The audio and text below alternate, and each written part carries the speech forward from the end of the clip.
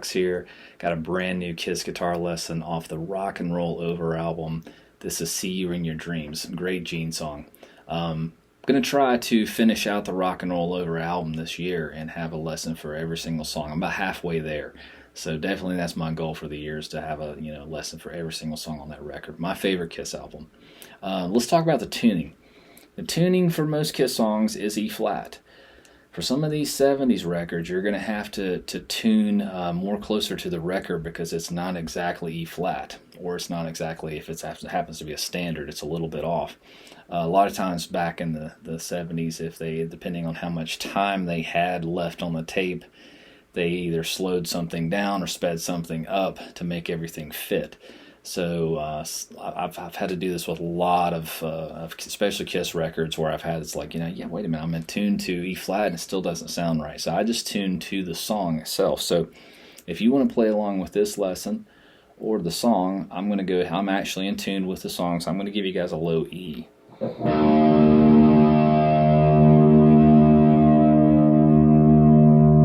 more time.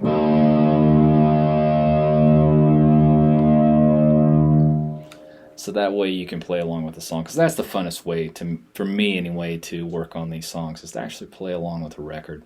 And I practice a lot with a metronome, but there's nothing quite like playing along with an actual drummer. So you can tell there's slight little variations in the meter, which is very human. That's going to happen, where that metronome is going to always be steady. So it's good to be able to play the metronome. It's great practice for your timing, your rhythm. It's also good to play along with an actual human drummer, so you can get a feel for just how that song is going to kind of vary a little bit in tempo. So let's go ahead and get started with that introduction riff. I am going to do a playthrough for you guys, just to show you. This is just the drum track and a bass line and me playing the rhythm and lead guitar, just to kind of show you how everything pieces together.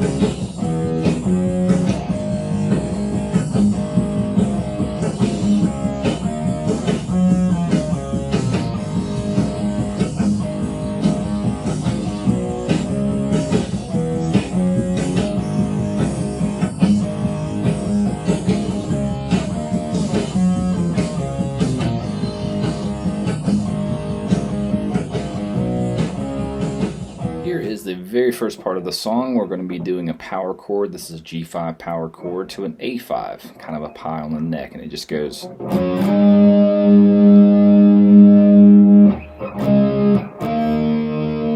That's going to be a D5 to an E5.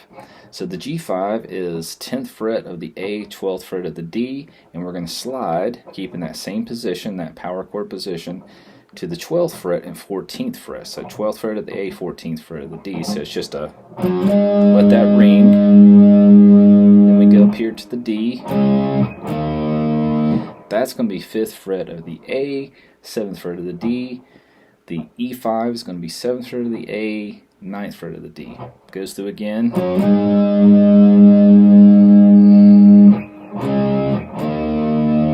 Then we go into the first verse, and this kind of goes to this little riff first.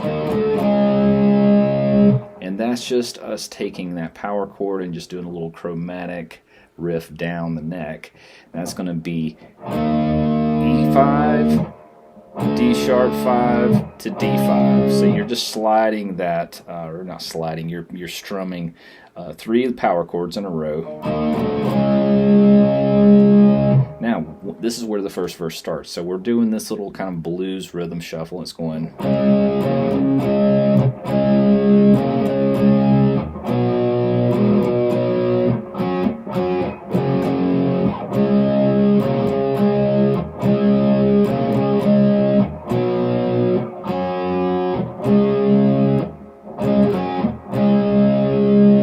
Let's talk about that. So we're going to be in that D5 position, so we're still holding that power chord. That's 5th fret of the A, 7th fret of the D. We're going to kind of be going back and forth with our pinky finger here on the 9th fret of the D. So we do a,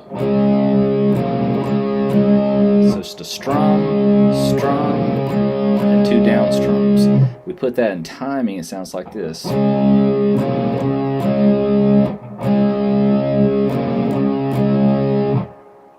Up to speed. Okay, now we shift that same shape up or down depending on how you're looking at it, for down 2 frets. So we're going to be here to the C5. We're doing the same rhythm, and then we come here to the G5 played up higher, so that's going to be 5th fret of the D, 7th fret of the G string. We do a, and then we're going to come back an octave lower and play the exact same chord. This is a G5 as well, just lower. That's 3rd fret of the E, 5th fret of the A. It's just a. Then we go back and play that same thing again. We go. It changes.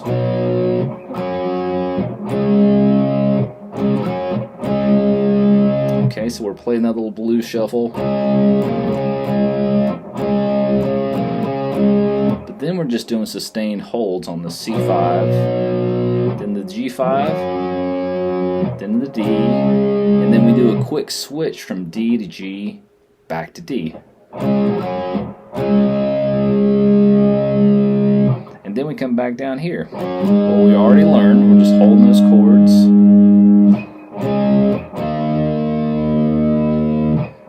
G to A5. Now it changes.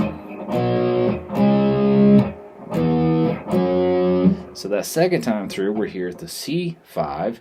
That's 3rd fret of the A, 5th fret of the D, to the D5. That's 5th fret of the A, 7th fret of the D, to the F5, to the G5. The F5 is going to be on the 8th fret of the A, 10th fret of the D, and then G5 is 10th fret of the A, 12th fret of the D. We come back into the exact same rhythm we played on the first verse. It's the same for the second. So we go.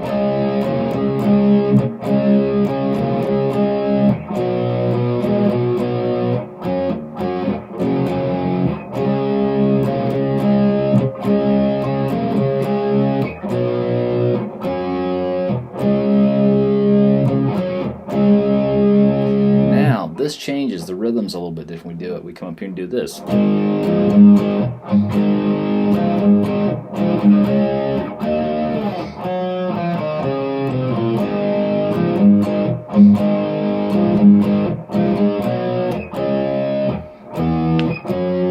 let's talk about that. So this will be the chorus, okay? Where before the chorus we were just doing just holding those chords and doing a.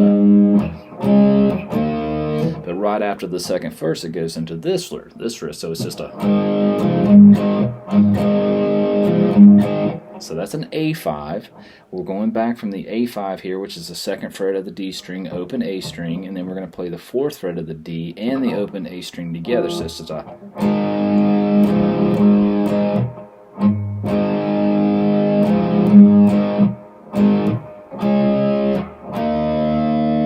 That's going to be, you can play it several different ways. I play it so I can get that little vibrato there on the D or E, but you could do just a traditional D5 to E5, or you could just play the treble part here on the 7th fret of the D and G to the 9th fret of the D and G. Just like I said, I like doing it that way because I can get that little vibrato on the chord. So we have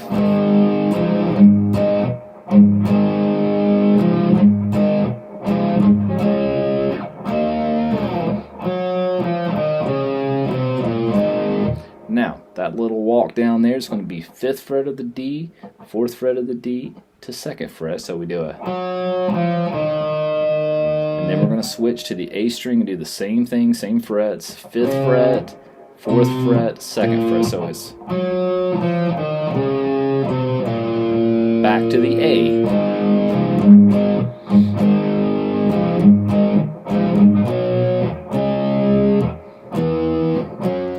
So I want to mention what kind of distortion pedal I'm using with this lesson, and pretty much all my lessons for the last 4 or 5 I've used. It's the Axentrix A1 Drive pedal. It's a brand new pedal by Bixonix.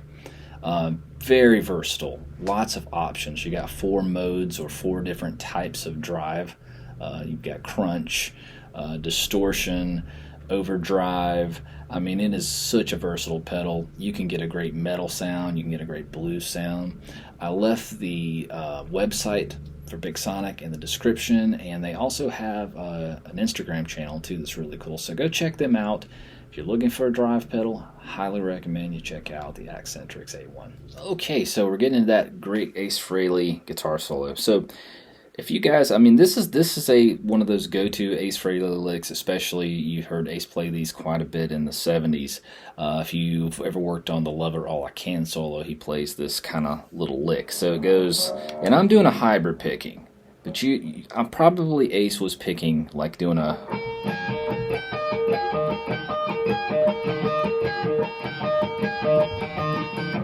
Hybrid picking is just using the pick and then I'm using a finger, so I'm doing a... It's just natural for me. I play like that a lot, hybrid picking style, so that's just, it just feels more comfortable for me to do that. But if you're a traditionalist, purist, then you can pick each note. But what you're going to do here is you're going to bar your first finger across the 12th fret of the B in the high E string. Now, we're going to be working here on the high E, and we're going to do plucking this B note, and then we're going to do a pull off. And that's going to pull off from the 17th fret of the high E string to the 12th fret. So it's a bit of a stretch. You're doing, so you do a pull off from here, 17 to 12 to 16 to 12. And in between each pull off, you're plucking the B string once. So it's,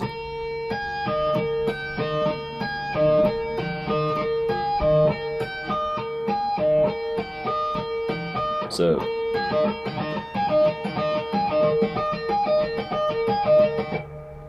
on that last part, we're just doing, that's where it stops. I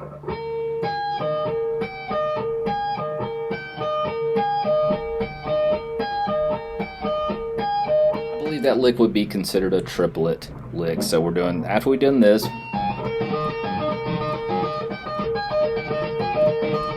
we do this.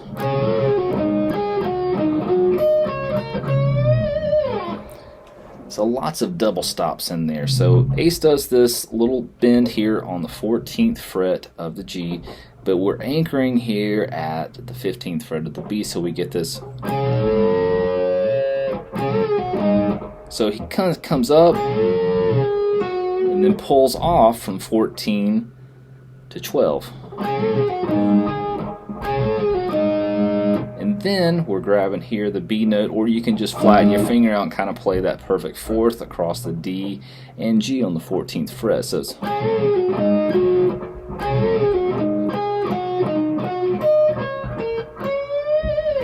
if that little part's hard, you gotta kind of flatten your first finger across the G, B, and high E. So it's a.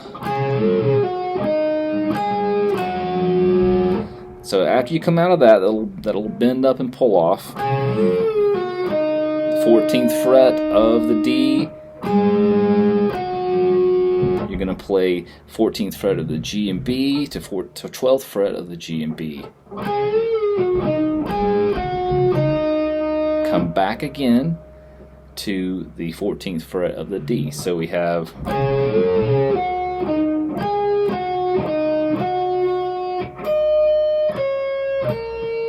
sort of playing 12th fret of the G, 12th fret of the high E, 14th fret of the B, 12th fret of the B, and then back to the 14th fret of the B, and then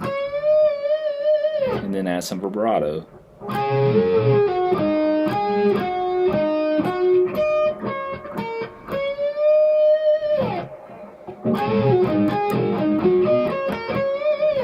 Sounds a little cooler. Sounds not quite as messy when you go a little faster.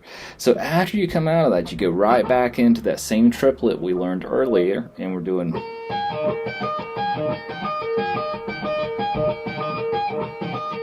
You do the same little lick, but we're just going to stop it there. So we do part of that same lick we just learned. You do that bend up.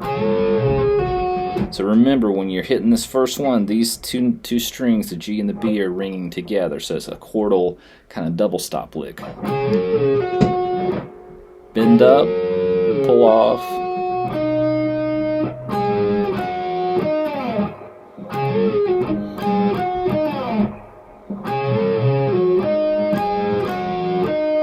Then you trail off here from the 14th fret of the D, and then do a. And that's going to be here, starting a little bend here on the 9th fret of the G. And then you're going to flatten your finger out across the 7th fret of the B and high E. So and then you're doing a.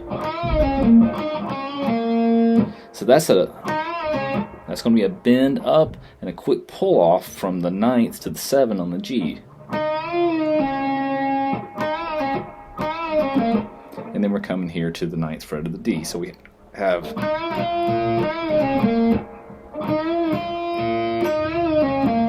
And then you do a. Now when you do that, that's how the solo ends. It's going to be a 9th fret of the G. That's going to be 7th fret of the G, and then finishes on the 9th fret of the D. But when you go to this 7th fret, you're going to do it. So a little pull down.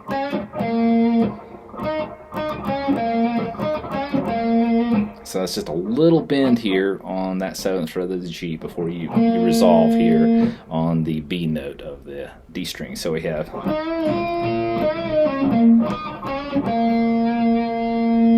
And then it goes right back into what we learned earlier.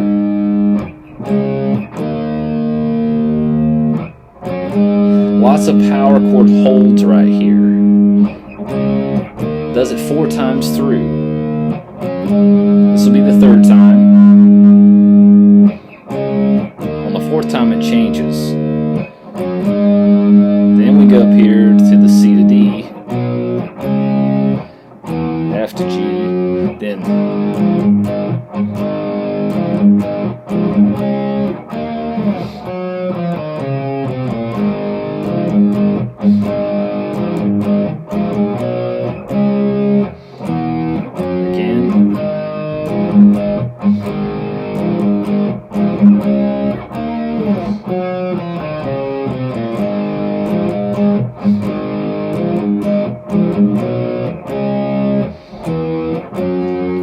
just fades out playing that same riff at the ending of the song. So that's everything. It's all the rhythm guitar, all of the guitar solo. I hope you guys enjoyed it as much as I did learning it. It is such a great, fun song to play. Well, all Kiss songs are. That's to me, the funnest songs to play are Kiss songs. So thank you guys so much for checking out the video and all your support and kind words and comments and likes and all those things that you guys do. I really appreciate it. And hopefully be bringing you a new lesson soon. Thank you so much.